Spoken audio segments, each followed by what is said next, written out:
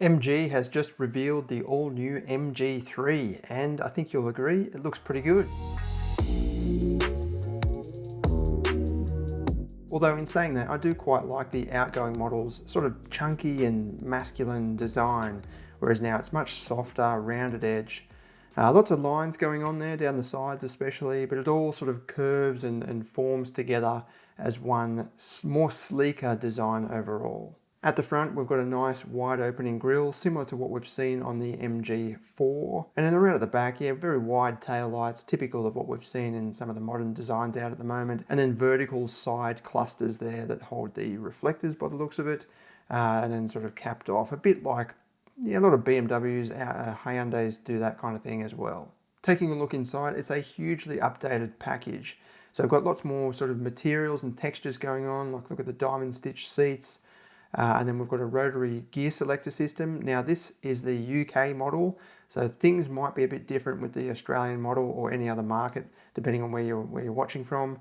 But I think a lot of the specs and things will be pretty similar. Across the dash, you've got this sort of indented section that runs all the way from the passenger side to the driver's side, just wrapping it around. But you've got a nice little 3-spoke sport steering wheel there as well. A 10.25-inch touchscreen up the top, and then a 7-inch digital gauge cluster for the driver. Both pretty impressive for this specific class. There are still some physical buttons down below as well, which is great to see. Check out those front seats too. They look like they're pretty well bolstered and could actually hold a large-ish person. They seem to be very wide, but you still have these sort of caps at the end to hold you in, give you some lateral support. There's also a center console box there too by the looks of it. Now underneath, this model is built on a new platform, and that brings in some pretty significant changes. As we can see with the cross-sectional image we've got here, it does still feature torsion beam rear suspension. Now that's pretty interesting because I've seen a lot of vehicles, not meaning to point out Hyundai here, but a lot of their hybrids and electric models actually have a multi-link setup compared with their regular petrol-powered models. And that's mainly because the battery system, which is usually mounted under the floor, often towards the back of cars like this, that's pretty heavy. So you want something that's quite comprehensive under there. You don't want something that's quite basic. That's an interesting move by MG, considering that battery, as you can see, is quite near the rear axle. We can see that it does have disc brakes at the rear though, which is always good, although a lot of new cars, even at the lower end of the market, have disc brakes as well, but still this is a good little upgrade compared with the outgoing model. Thanks to the new platform, the vehicle is much larger overall, so it's 58mm longer with 50mm added to the wheelbase. That should give you some idea of the expanded cabin inside. It's also 68mm wider overall, yet actually 2mm lower, so that gives you some idea of its really wide and low stance, so it should look pretty good on the road.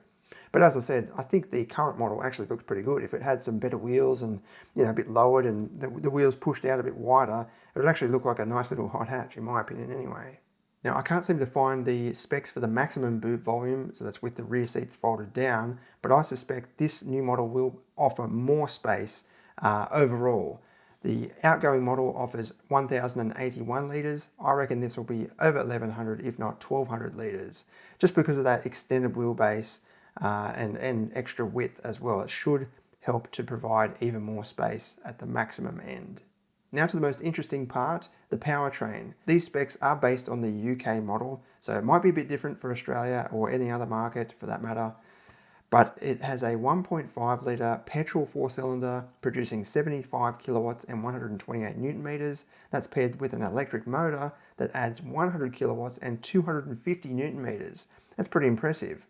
Combined, MG says the power output is 143 kilowatts. That's actually not too far off the hot hatches in this class, like the Hyundai i20N and Volkswagen Polo GTI.